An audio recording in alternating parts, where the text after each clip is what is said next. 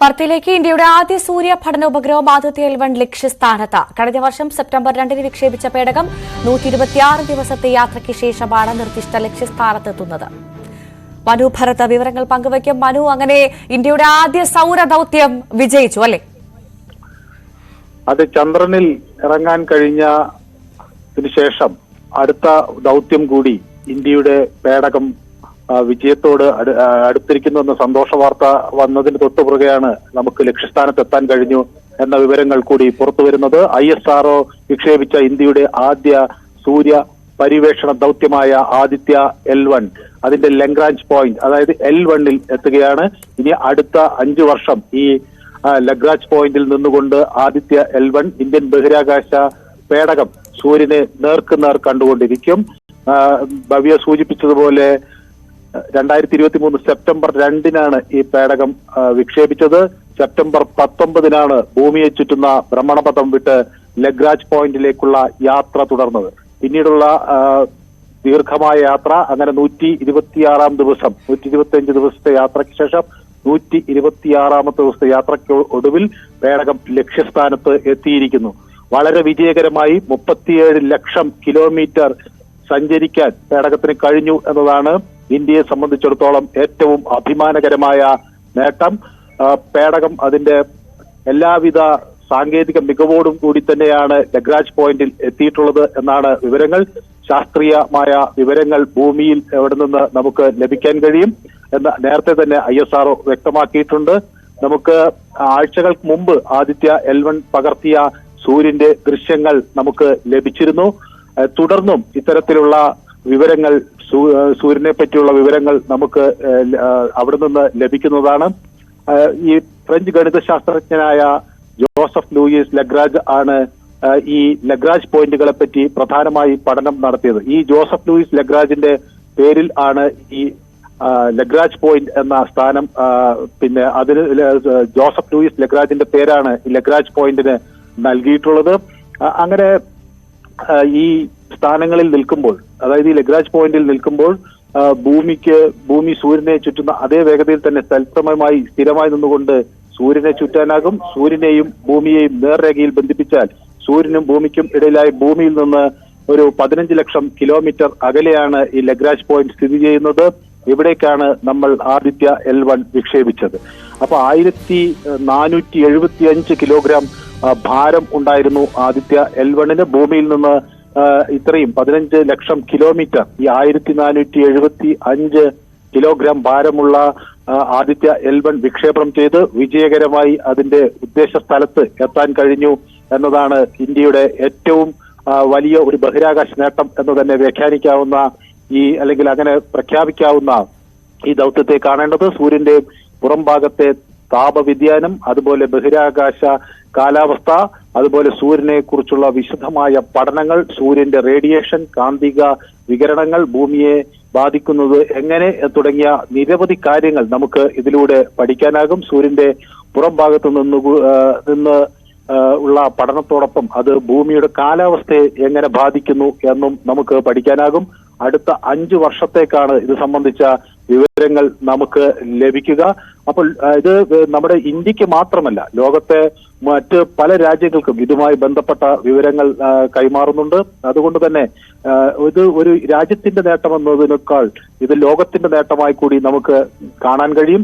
സൂര്യന്റെ ചലനാത്മകതയെക്കുറിച്ച്, അത് നമ്മുടെ ജീവിതത്തെ എങ്ങനെ ബാധിക്കുന്നു എന്നതിനെ കുറിച്ചൊക്കെ ഒട്ടനവധി ശാസ്ത്രീയമായ വസ്തുതകൾ നമുക്ക് പിന്നെ ഈ പഠനത്തിന്റെ ഭാഗമായി നമുക്ക് മനസ്സിലാക്കാൻ കഴിയും. ഈ സൂര്യന്റെ പ്രഭാമണ്ഡലം എന്ന് നമ്മൾ പറയുന്ന ഈ ഫോട്ടോസ്ഫിയർ, അതുപോലെ ക്രോമോസ്ഫിയർ, ബാഹ്യപാളികളായ പിന്നെ കൊറോണ എന്നിവയെ കുറിച്ചുള്ള പഠനത്തിനായുള്ള 7 പേലോഡുകൾ ആദിത്യ L1ൽ ഉണ്ട്. ഈ Bengaluru Indian institute of astrophysics നിർമ്മിച്ച VELC എന്ന പേലോഡ്, അതുപോലെ Pune inter university centre for astronomic and astrophysics വികസിപ്പിച്ച SUIT എന്ന പേലോഡ്, അതുപോലെ അഹമ്മദാബാദിലെ ഫിസിക്കൽ റിസർച്ച് ലബോറട്ടറിയിൽ നിന്ന് വികസിപ്പിച്ച ആസ്പെക്സ് എന്ന പേലോഡ്, അതുപോലെ നമ്മുടെ തിരുവനന്തപുരത്തുള്ള വിക്രം സാരാഭായ് സ്പേസ് സെന്ററിൽ നിന്നുള്ള plasma analyser package four Aditya എന്നുള്ള PAPA ഇങ്ങനെ 7 പേലോഡുകൾ കൂടി അടങ്ങിയതാണ്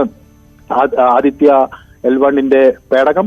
അതുകൊണ്ട് തന്നെ ഇന്ത്യൻ ബഹിരാകാശ രംഗത്ത് ഈ ഒരു ദൗത്യം അത് രാജ്യത്തിന് എക്കാലത്തും ഒരു ചരിത്ര വിജയമായി തന്നെയാണ് കണക്കാക്കേണ്ടത്. തീർച്ചയായും ചരിത്രം പിറന്നു എന്ന് തന്നെ പറയാം. ഇന്ത്യയുടെ പ്രഥമ സൗരദൗത്യമായ ആദിത്യ L1 വിജയകരമായി ലക്ഷ്യത്തെത്തിയിരിക്കുന്നു. 127 ദിവസവും 15 ലക്ഷം കിലോമീറ്ററും നീണ്ട യാത്ര പൂർത്തിയാക്കി ഇന്ത്യയുടെ പ്രഥമ സൗരദൗത്യം ആദിത്യ L1 ലക്ഷ്യസ്ഥാനത്തെത്തിയതുള്ള ഏറ്റവും പുതിയ വിവരമാണ് ഇപ്പോൾ പുറത്തുവരുന്നത്. പേടകം 1-ാം ലഗ്രാഞ്ച് ബിന്ദുവിൽ എത്തിയതായി ISRO സ്ഥിരീകരിച്ചിട്ടുണ്ട്. ഇതോടെ ഇന്ത്യയുടെ പ്രഥമ സൗരദൗത്യമാണ് വിജയകരമായി ലക്ഷ്യസ്ഥാനത്ത് എത്തിയിരിക്കുന്നത്. മനു ഭരത് തുടരുന്നുണ്ട്. മനു, ഇനി എന്തായാലും ഈ ഭാവിയിലെ ബഹിരാകാശ ദൗത്യങ്ങളിൽ അടക്കം ഈ ദൗത്യങ്ങളിൽ പേടകങ്ങളുടെ സുരക്ഷ ഉറപ്പാക്കാനടക്കം ആദിത്യ വഴി ലഭിക്കുന്ന വിവരങ്ങൾ ഏറെ നിർണായകമായിരിക്കും, അല്ലേ? അതെ, ഇന്ത്യക്ക് മുന്നിൽ ഇനി ഗഗൻയാൻ പദ്ധതി നമുക്ക് മുന്നിലുണ്ട്. യാത്രക്കാരില്ലാത്ത 2 റോക്കറ്റുകൾ ഉപയോഗിച്ചുള്ള വിക്ഷേപണം. അതുപോലെ തന്നെ ഇനി നമ്മൾ നേരത്തെ തന്നെ ചന്ദ്രനിലേക്ക് നമ്മളൊരു ദൗത്യം നടത്തിയിരുന്നു.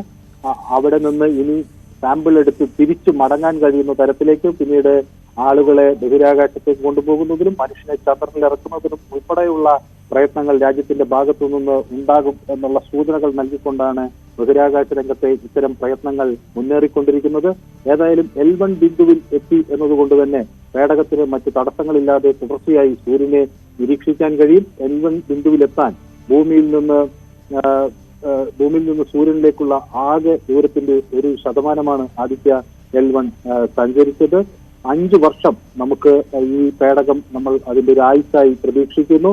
അതിൽ കൂടുതൽ ഒരുപക്ഷെ ISRO ഈ പേടകത്തിന് ആയുസ്സുണ്ട് എന്ന് കരുതുന്നുണ്ടെങ്കിലും അത് കണക്കുകൂട്ടലുകൾ അല്ലെങ്കിൽ ശാസ്ത്രീയമായി നമ്മൾ കണക്കാക്കുന്നത് 5 വർഷത്തെ ഒരു ആയുസ്സാണ്.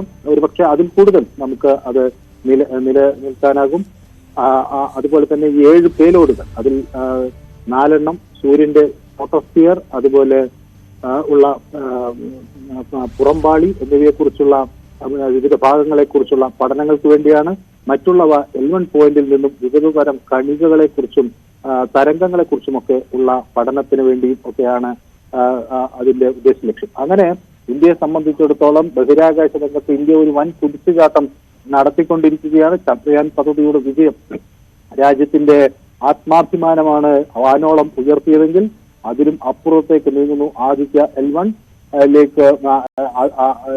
L1-ന്റെ വിജയം.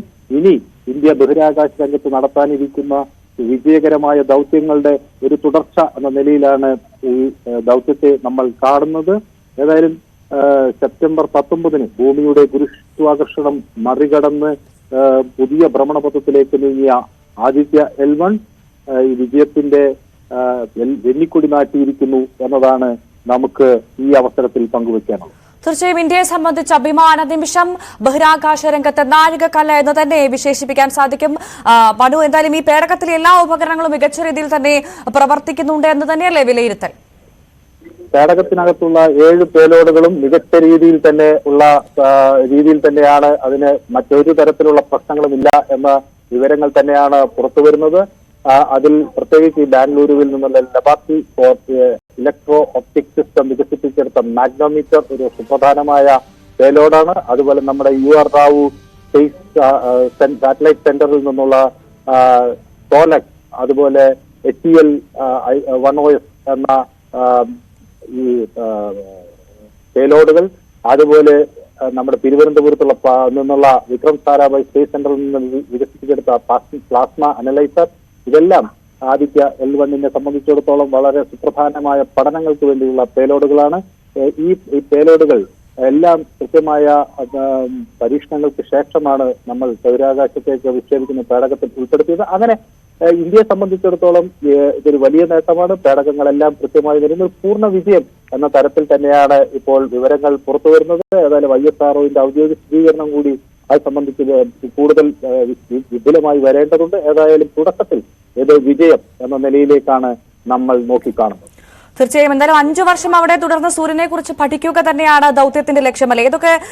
ഏതൊക്കെ തരത്തിലുള്ള പഠനങ്ങളാണ് ഉണ്ടാവുക എന്നാണ് മനസ്സിലാക്കേണ്ടത് മനു? അത് പ്രധാനമായും ഈ ഞാൻ നേരത്തെ സൂചിപ്പിച്ചതുപോലെ 7 പേലോഡുകളാണല്ലോ ആദിത്യ L1-ൽ ഉള്ളത്. അതിൽ 4 എണ്ണം സൂര്യന്റെ ഫോട്ടോസ്ഫിയർ, അതുപോലെ തന്നെ ക്രോമോസ്ഫിയർ ട്രോപ്പോസ്ഫിയർ, പിന്നെ പുറംപാളി എന്നിവയെ പറ്റിയുള്ള പഠനങ്ങൾക്ക് വേണ്ടിയാണ് പ്രധാനമായും ഉപയോഗിച്ചിട്ടുള്ളത്. മറ്റുള്ളവ L1 പോയിന്റിൽ നിന്നുള്ള വിവിധതരം കണികകളെ സംബന്ധിച്ചും തരംഗങ്ങളെ സംബന്ധിച്ചും ഒക്കെയുള്ള പഠനത്തിന് വേണ്ടിയാണ് പ്രധാനമായും വിനിയോഗിക്കുക. സൂര്യന്റെ പുറംഭാഗത്ത് നമുക്ക് ഈ താപവ്യതിയാനം, അതുപോലെ ബഹിരാകാശ കാലാവസ്ഥ, അപ്പൊ കാലാവസ്ഥാ പഠനത്തെ സംബന്ധിച്ചിടത്തോളം ഒക്കെ വളരെ സുപ്രധാനമായ വസ്തുതകളാണ് നമുക്ക് ഇനി ലഭിക്കാൻ പോകുന്നത്, വിവരങ്ങളാണ് നമുക്ക് ലഭിക്കാൻ പോകുന്നത്. ബഹിരാകാശ കാലാവസ്ഥ, അതുപോലെ സൂര്യന്റെ റേഡിയേഷൻ, കാന്തിക വികീകരണം തുടങ്ങി ഭൂമിയെ ബാധിക്കുന്ന എല്ലാ വിഷയങ്ങളും പഠിക്കാൻ ഈ ആദ്യത്തെ L1 വഴി നമുക്ക് കഴിയുമെന്നാണ്. തീർച്ചയായും. എന്തായാലും രാജ്യത്തെ സംബന്ധിച്ച് അഭിമാനം വാനോളം ഉയർന്ന നിമിഷം, ചരിത്രം പിറന്നു എന്ന് തന്നെ പറയാം. 127 ദിവസവും 15 ലക്ഷം കിലോമീറ്റർ നീണ്ട യാത്ര പൂർത്തിയാക്കിക്കൊണ്ട് ഇന്ത്യയുടെ പ്രഥമ സൗരദൌത്യം ആദിത്യ L1 ലക്ഷ്യസ്ഥാനത്തെത്തിയിരിക്കുന്നു. മനു ഭരത്താണ് വിവരങ്ങൾ പങ്കുവച്ചത്.